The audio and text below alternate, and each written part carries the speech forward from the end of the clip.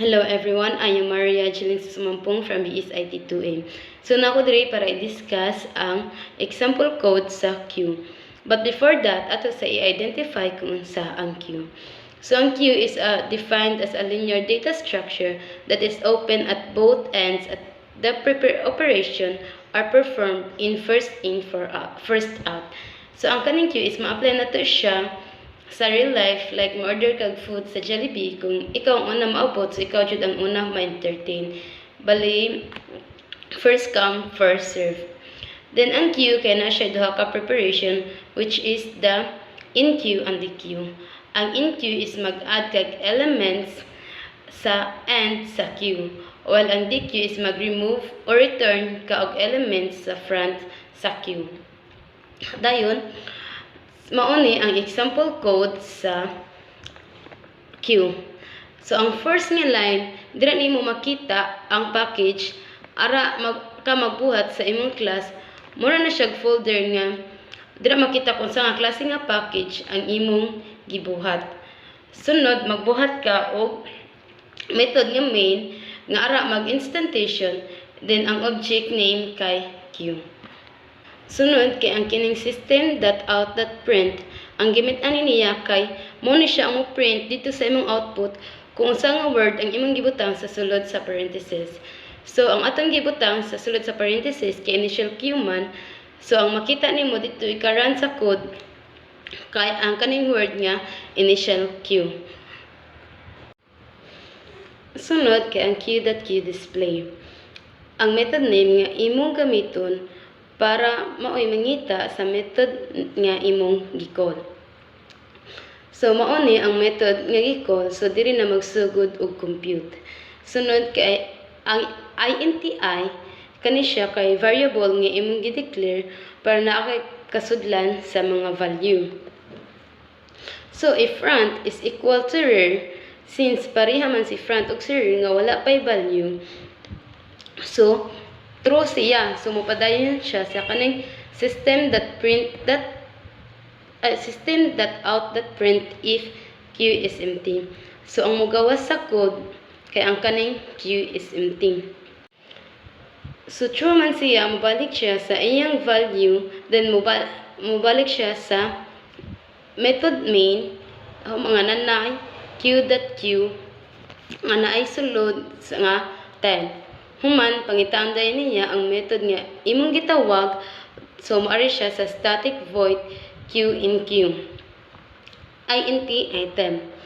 Kay mao man ni ang method nga atong gipangita, so ang argument nato kay 10 man, so mao ni siya ang INT item nga naa sa sud sa parenthesis.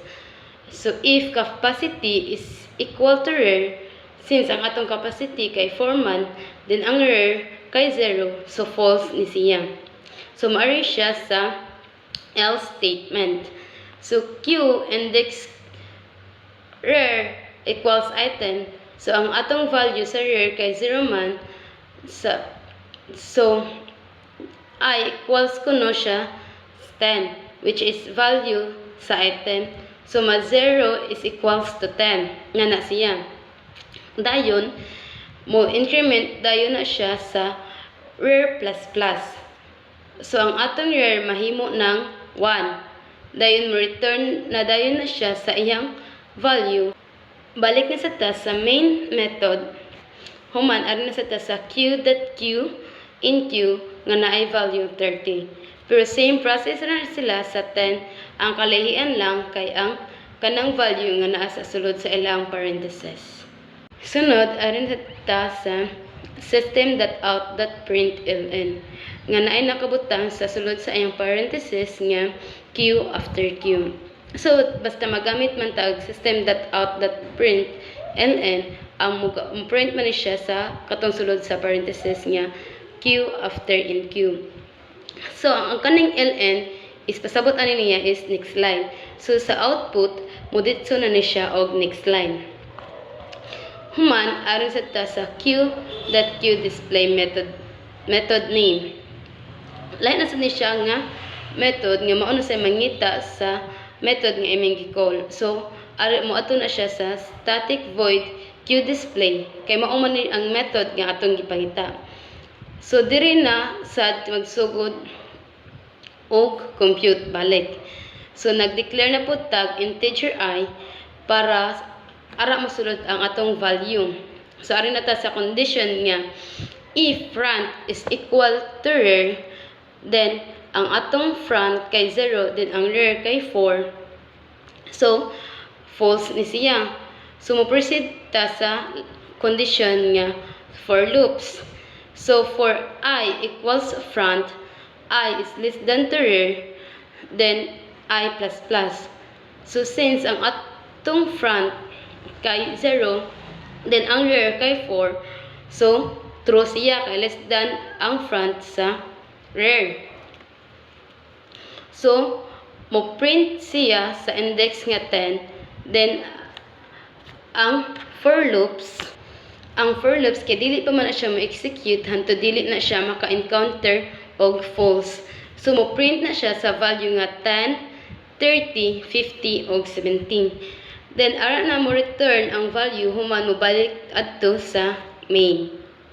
So ari na sa ta sa method nga q.qFront. So ato na sad pangitaon ang method nga iyang gi-call. So mao ni static void qFront. Then ang condition niya kay if front which is 0, then equal to rear which is 4. Since false man siya, so mao ni mo ambak siya ari sa system.out.print if front element of the queue. Mao ni ang mogawa sa output since nagamit man tag system.out.print. Then since ang atong unang element kay 10 man, so mao ni ang ato ang front nga queue.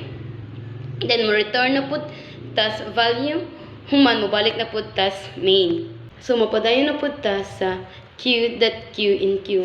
Mao ning atong argument nga naay value nga 19.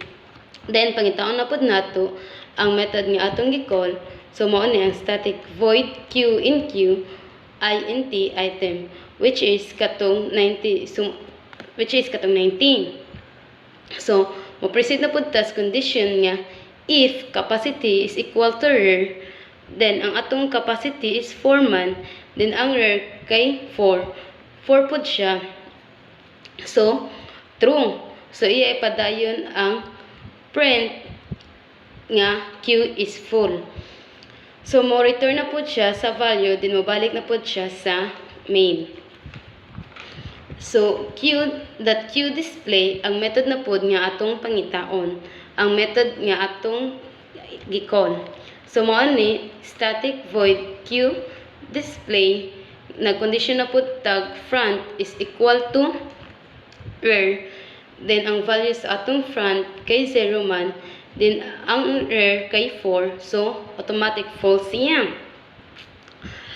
Then mo ato siya sa condition nga for loops. So for I equals front, I is less than to rear, then I plus plus. Then ang atong front kay 0 man, then ang rear kay 4. So iya to i-print balik ang katong 10, 30, 50 ug 70. Hantod sa maka-encounter na pud siya og false, then ara na siya mo return sa value, then mo balik na pud siya sa main. So ang atong main diri kay ang kuan na pud q.qdq. So ari na pud ta sa method nga atong gi-call. So mari siya sa static void qdq. Then mari siya sa condition if front is equal to rear. So ang atong front na pud kay 0, then ang atong rear kay 4, so false iya. So dili na siya mo print sa q is empty. So moambak siya sa for loops na pud. So for I int I is equals to 0, then I is less than to rear, then I plus plus. Since decrement man ang atong gigamit, so mag-minus siya. So 4 minus 1 is equals to 3. Then naamay siya value nga 10, then sudlan og index 1, then ang atong index 1 kay 30 man, may less than nato ang 10 og 30. Then balik na sa task sa statement nga If rare is less than to capacity, then ang atong rare is 0, then ang capacity kay 4, so true siya. So, mo decrement ang rare, imbis 3, mahimong 2 na lang. Then, mo return ang value, mo balik na po sa main. Then, sa ikaduhang nga Q, that QDQ is same na sila sa process sa una nga Q that QDQ. Ang kalahian nila is ang mga value nga atong magamit. Then, naggamit man ta og system that out that print if Q after 2DQ operation, so magawas ni siya dito sa output. So, ara na po tas next Q.Q display. So, pangitaon na po nato ang method nga atong gi-call. So, moato ni siya sa static void Q display. So, nag-declare na po tag INTI para na ikasudlan ang atong value. So, if front is equal to rare, since false man siya, dili siya mo proceed sa system that out that print if Q is empty. Maambak siya dito sa for loops. So, for I equals to front, then atong front kay 0, then I is less than to rare, then ang atong value sa rare kay 2, naman lang kay nag-decrement man ta ganina. Dayon mo print siya sa nahibilin nga value, katong 50 o 70. Human, mo return na po siya balik sa value. Balik na po sa main. Ato na po ta sa Q front. Pangitaw na po nato ang method nga gi-call. So, static void Q front. If front is equals to rare, then, ang value sa front kay 0, ang rare kay 2, so false siya. So, moditso siya print sa front element of the Q, which is ang value kay 50. So, mo return dayon sa value, then ara na mahunong ang program, then mogawas dayon ni nga output.